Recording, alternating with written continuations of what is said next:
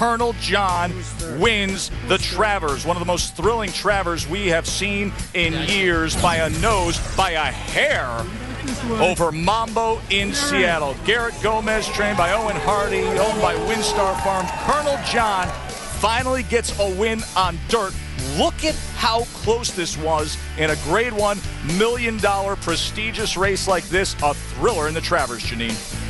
That's right, Joe. And you know, I happened to be standing next to Neil Howard when the tote board numbers came up, and he just shook his head and put his head down, and he said, boy, it's tough to win these big races. It was such a tough way to get beat. He actually thought he had the race won. But as for the winners, owner Bill Kasner, trainer Owen Hardy are thrilled because they feel that their horse, Colonel John, has now sort of vindicated that effort in the Kentucky Derby. There was a question going into the Derby, would he be as good on the dirt? And they feel today he proved that, and he gets his Grade 1 win. Joe? Thanks, Janine. Hammer, you loved Colonel John going into the Derby, but the question was dirt. Now for the Breeders' Cup, he heads back to the synthetic stuff in California.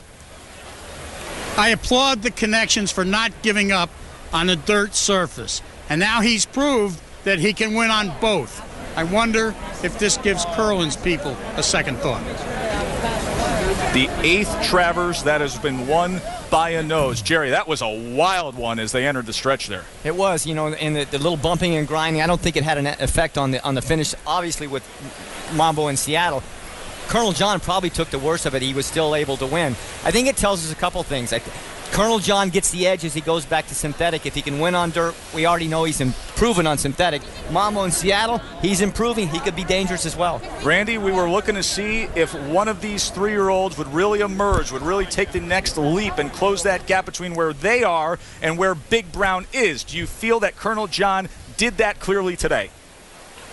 No, I don't. I think he ran a good race, obviously. I think Mambo in Seattle ran a heck of a race as well. Is there an official margin shorter than a nose? If there's not, maybe there should be for races like this. But no, to answer your question, I don't think they took that quantum leap forward that they were going to need to. But Garrett Gomez, $1 million win today at Saratoga, right here at Del Mar, the favorite on Go Between tomorrow in another $1 million race. What an incredible weekend it could be for that man. Jerry, you've experienced weekends like that as you see the governor of New York helping pass out the Man of War Cup that was designed by Tiffany and Company, and they get a gold replica to the winners of the Travers, and that's WinStar Farm. But Garrett Gomez could be in the midst of one of these very special weekends that a jockey could have. Well, it could be very special for Garrett, but it could also pose a very special problem for him. If he were to win on Go Between tomorrow, heading to the Breeders' Cup Classic, his agent and he, Ron Anderson and Garrett Gomez, have to make a decision on who do they ride. Will it be Colonel John or Go Between?